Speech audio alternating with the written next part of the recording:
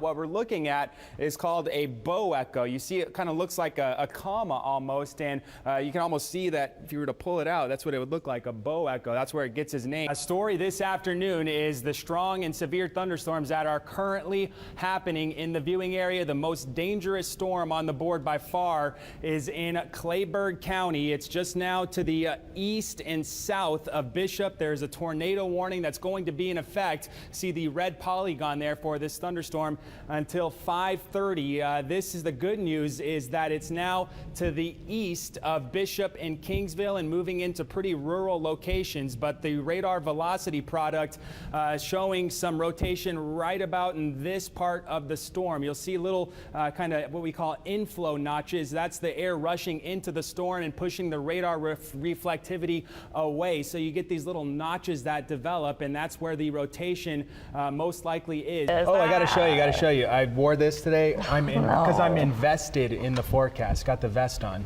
I've heard that joke like 3 times today. I said it in our meeting earlier. I had to say it out loud for everybody. You know, this is the line that we're going to be watching to come into the coastal bend. This is the line that's associated with the cool front, and this is the line that eventually is going to make it here.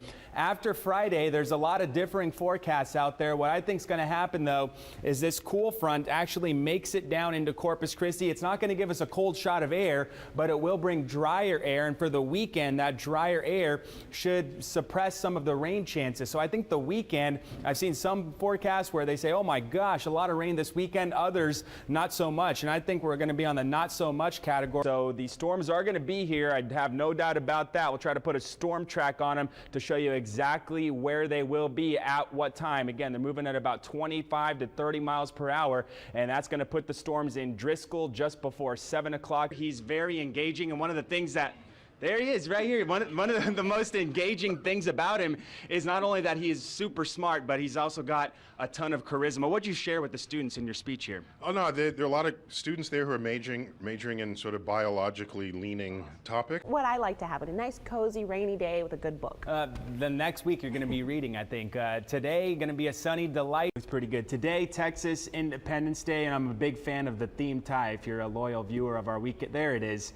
That's my Texas Independence Day theme tie, y'all. You like that theme tie? The reason my voice changed pitches there, that's because I got my, when I put the cowboy hat on, my Texas accent comes right out, and we're going to do the weathercast right here. I'll give you that temperature forecast everyone's looking for. Yeehaw! It's cold up north. I think I saw a few flakes floating around in there. Again, very light precip out here, and it's very cold. My lips having a hard time talking this morning. My nose a little runny. I want to point something else out too. This is the do not enter sign, but you can see here that it is wet. There is liquid there. It's not ice.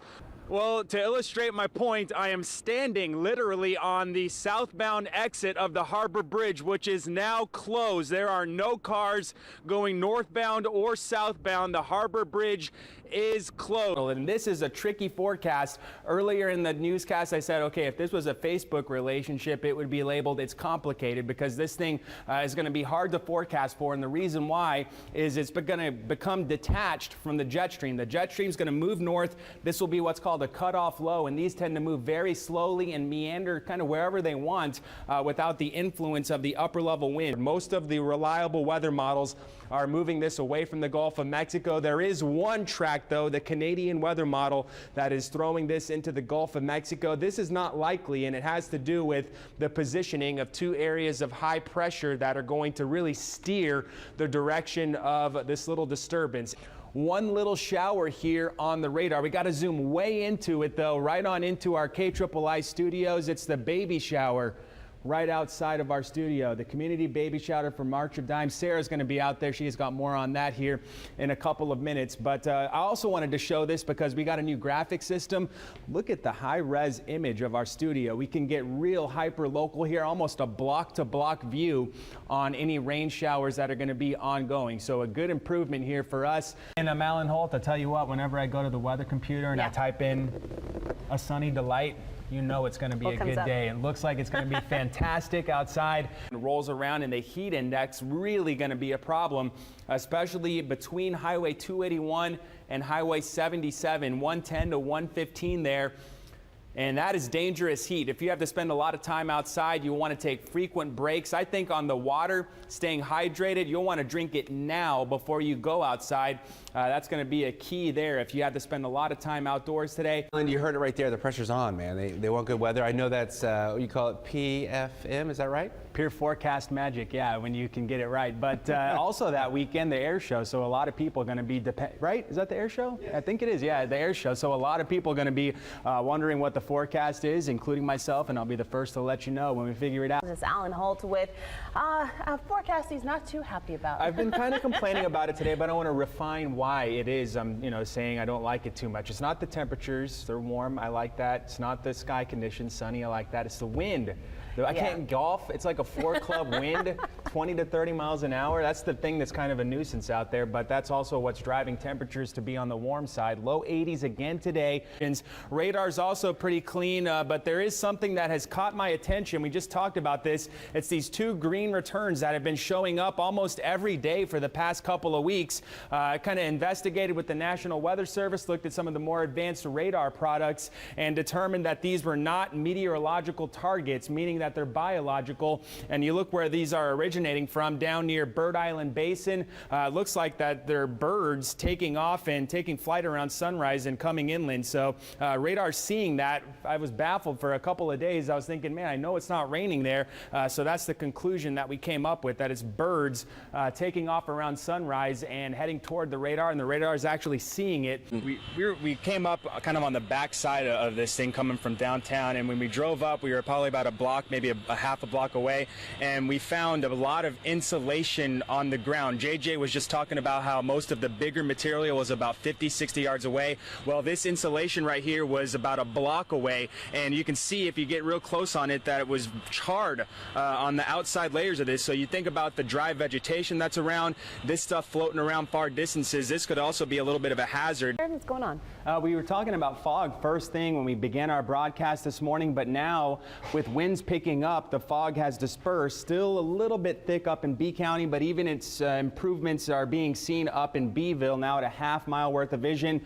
Everybody else, no concerns at all, and this is in direct response to the winds picking up. We're about 10 miles per hour from the southeast right now, and we're only going up from there. It's going to be a breezy, if not windy afternoon, with wind values sustained around 20 miles per hour out of the southeast today. It has also warmed temperatures by about 5 to 7 degrees since we started our broadcast as well. So in less than 2 hours time, we've gone from the mid 50s into the low 60s, and that's in direct response to the winds picking up out of the southeast. Other than the fog that's floating around and dispersing, the skies are relatively clear in South Texas. A lot of clouds moving into the Panhandle and West Texas, and these are coming in from a disturbance that's right now working its way through the Rocky Mountain West, the Colorado and northern Rocky Mountains. There's a lot of snow up in Wyoming, snow in Utah, snow in parts of Colorado. This is where our next system is originating from, and it's going to be a big winter storm for the northern states. But as this tracks east, it's going to drop a cool front into Texas. Today, we're going to become breezy because of the difference in pressure between that low and our pressure here. It's tightening our pressure gradient, meaning that the pressure difference is growing, which basically means that our winds are going to be breezy, 20 mile per hour or so this afternoon. Then the front comes in on Friday evening. It looks like a little after sunset with a line of showers and a few thunderstorms, and we'll clear out pretty quickly into Saturday morning with cooler, drier air filtering in here. This weekend is going to be unlike any that we've had so far this season. We may not get above 70 degrees this weekend. Clear this morning, though. More humidity, more wind, a few more clouds this afternoon. Tomorrow morning, maybe a spot shower. We're going to be very humid in the morning tomorrow. And then the front comes in Friday evening, a little after sunset. There will be some showers, maybe a few storms with it. Football games, playoff high school football games, not looking good weather-wise for tomorrow. But these showers will move quickly to the south.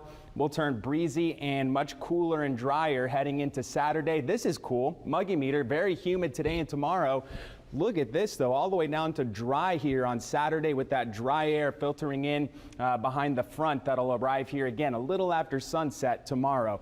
85 today under a mix of clouds and sun, noticeably more humid with this southeast breeze coming in at 15 to 25 miles per hour. Tonight, low 70s, not as cool. Direct function of the increase in humidity. Winds will be out of the southeast at 7 to 17. The front will be here Friday evening, meaning Friday will still be warm and humid. 84 for Friday. Look for some rain with the arrival of that front, and then much cooler for the weekend. 50s Saturday morning, upper 60s Saturday and Sunday afternoon. And look at Sunday morning, 48 degrees. Get those jackets ready. John Thomas, Kristen. And Father's Day is coming up this weekend, and if you're a fan of the show or KIII, you know that not only is you're a dad, but you're also a fan of Anchorman. Joe is a fan of Anchorman. So, you know, when you're at the store sometimes and you see something, you're like, man, that is for somebody. Well, I was at the store.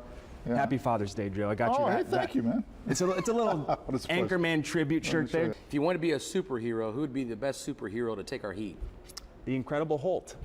All right. And chairs. Oh, you could catch the athletes. Maybe they were sitting in those chairs. Yeah, imagine physically fit People with muscles. They're ghosts now. That's what that is.